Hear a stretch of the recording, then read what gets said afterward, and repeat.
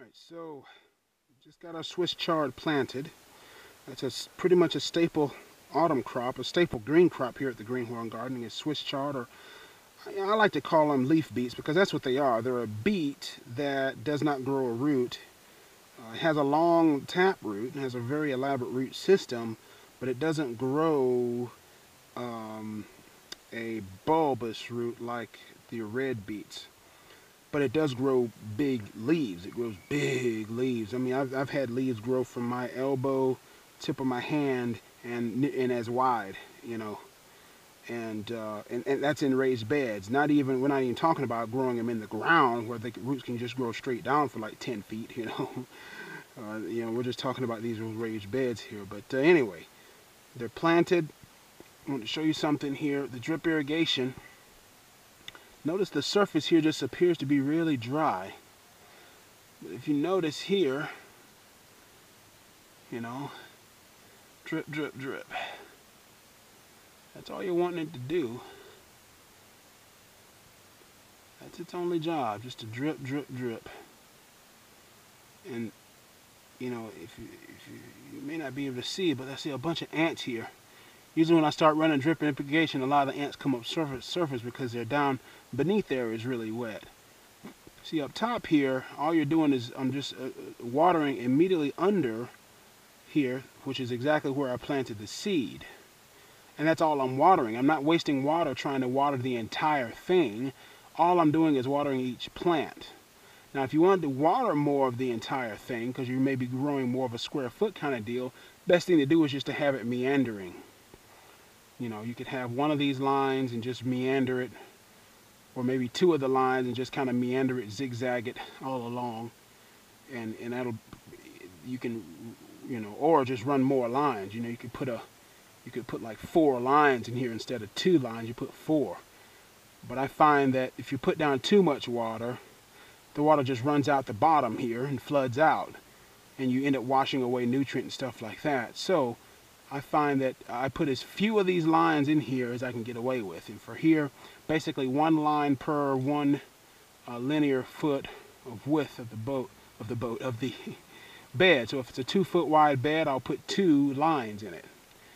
You know, if it's a 5-foot wide bed, 5 lines in general. If it's a 3-foot wide bed, usually 3 lines. And that usually does pretty well for me. And so, because all I'm wanting to really do is water the plant.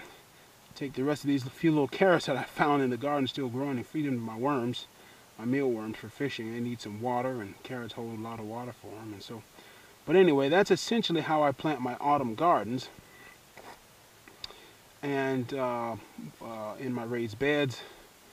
And the only difference, we'll do the same thing with the raised bed here. It just takes more time. And sometimes I may not have the time, and so I may just have to settle for just a small crop of Swiss chard for the winter and some herbs, and that'll be it. And I can always plant some cover crop here, here, and here behind me here, and be done with it. And that's perfectly fine. You scale to whatever you have time and energy to do. That's the best way I've seen it. We've let this water for about 5-10 minutes here, and we're probably going to go ahead and shut it down. It's been dry here for the past couple of weeks, so it is a little bit drier than normal, but best thing to do is just let it run. A lot of times I'll let it run 10 minutes and that's it. And not necessarily even every day either, sometimes every other day. This time of the year you may be able to get away with just every 3 days or something. In the middle of the summer you got to do it maybe even twice a day, but now I could probably get away with twice a week. Now, the only reason I would do it more than that is because the seeds are just now been planted and they need enough moisture to sprout. But once they sprout and are well established, I can kind of cut on back. And as the winter goes on, a lot of times during the winter, I won't water at all.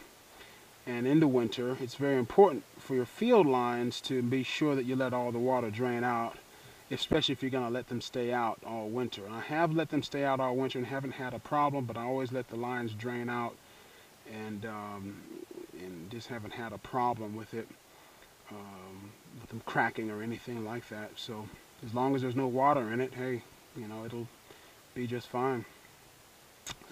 and say that's basically it for the autumn garden. And other than the planting of the cover crops and moving some more materials and trying to build up these bigger beds for the next year. So, and that's pretty much it.